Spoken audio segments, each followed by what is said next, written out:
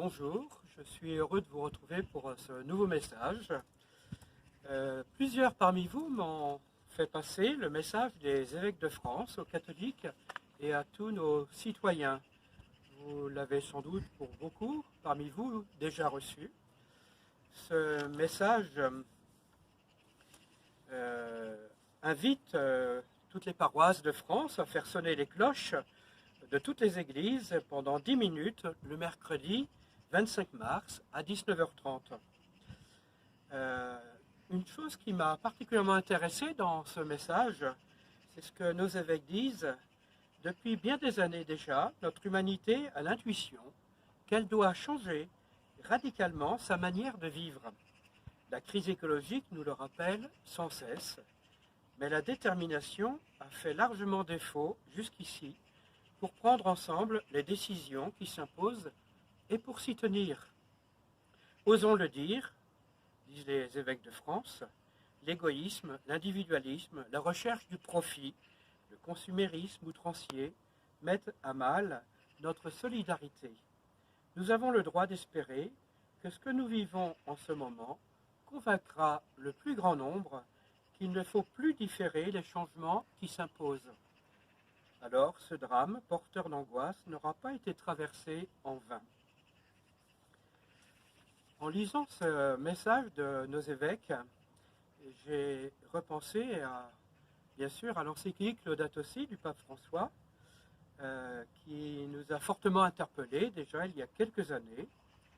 Je cite simplement une des toutes premières phrases de cette encyclique, lorsque François nous disait à propos de la terre: notre sœur crie en raison des dégâts que nous lui causons par l'utilisation irresponsable et par l'abus des biens que Dieu a déposés en elle. Nous avons grandi en pensant que nous étions ses propriétaires et ses dominateurs autorisés à l'exploiter. En fait, ce qui est en jeu, c'est une harmonie à retrouver avec la création, en imaginant de nouvelles manières de produire et de consommer. Et j'ai repensé à un film qui a été réalisé par l'équipe Net for God de la communauté du chemin neuf, il y a également quelques années, qui s'intitule Laudato Si en Afrique, sur une belle expérience, le centre Songhai au Bénin.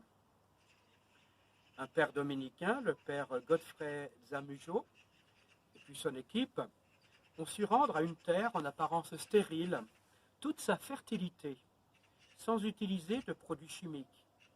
Ils se sont mis à l'écoute de la nature, ils l'ont prise comme boussole pour développer des initiatives adaptées au contexte local. Aidé par la science, l'homme peut retrouver alors ses capacités d'innovation et la communion avec la nature.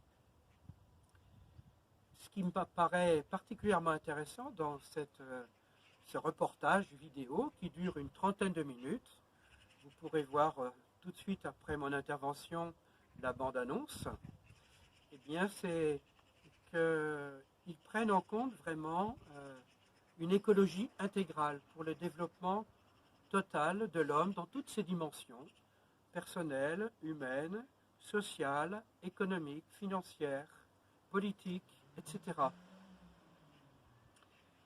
Donc je me suis dit que cette invitation, ce message des évêques de France pouvait nous conduire à regarder ce film Laudato Si en Afrique et nourrir notre réflexion dans ce temps si particulier que nous vivons. Il s'agit peut-être de nourrir notre réflexion en profondeur et de revenir à l'essentiel des choses, l'essentiel du sens de notre vie. D'où venons-nous? Où allons-nous? Où va notre monde, au fond? Donc je vous laisse ce message, cette invitation à regarder ce film, si vous le voulez. Pourquoi pas en famille? Vous pouvez le regarder ensemble et puis ensuite prendre un temps de partage sur ce qui vous a touché, ce qui vous paraît intéressant. Vous pouvez aussi regarder ce film si vous êtes seul, et puis à une heure que vous convenez avec un voisin, un ou une amie, un autre paroissien, et puis une demi-heure plus tard, vous donnez rendez-vous par Skype ou par téléphone, et puis prendre le temps de partager sur ce film. Ça peut être aussi une manière de nourrir, fortifier notre réflexion, notre partage fraternel. Voilà, que cette proposition nous aide à nous nourrir et à prier les uns pour les autres, prier pour le monde, prier pour notre Église, prier pour que nous trouvions les chemins de la vie dans cette épreuve. Merci beaucoup et à bientôt. Imaginons un couple, l'homme et la femme. Et la femme, c'est la nature. Nous sommes liés. Eh bien, l'homme est en train de détruire la nature. Et dans ce couple homme-nature, il y a un enjeu fantastique, qui est un enjeu de vie ou de mort. Il y a des histoires qui sont porteuses d'espoir.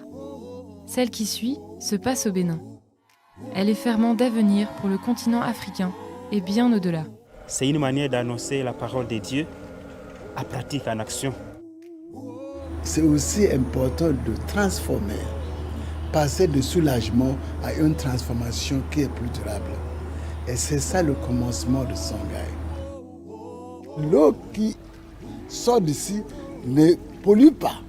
Au contraire, ça renforce la productivité, ça renforce l'environnement. Et la qualité de poisson est mieux. Donc c'est l'humilité. C'est que le Saint-Père dit, nous sommes des gardiens, nous ne sommes pas le roi. Mais c'est la science qui nous aide à écouter la nature.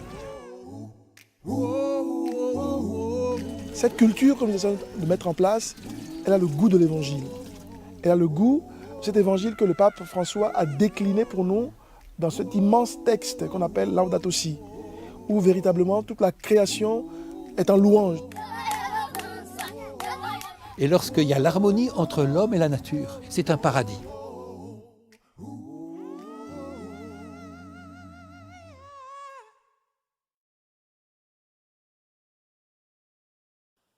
Chante, ô mon âme, la louange du Seigneur.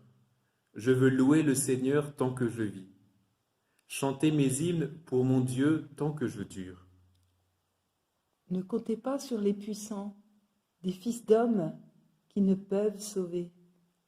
Leur souffle s'en va, ils retournent à la terre, et ce jour-là périssent leurs projets.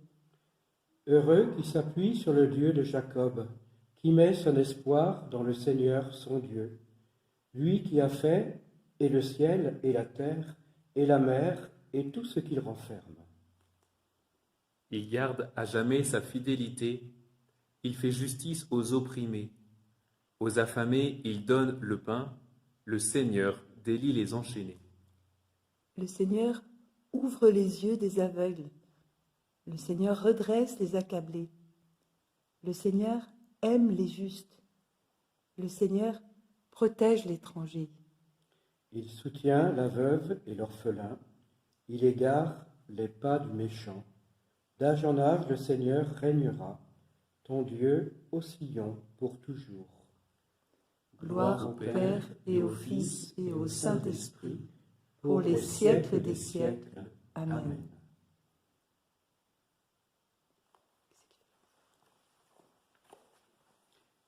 Seigneur, tu nous accordes ce temps de carême pour nous former à la vie avec le Christ et nous alimenter de ta parole. Que notre effort de conversion nous obtienne la fidélité à te servir et le goût de te prier d'un même cœur. Par Jésus le Christ, ton Fils, notre Seigneur, qui vit et règne avec toi, Père, et avec le Saint-Esprit, pour les siècles des siècles. Amen.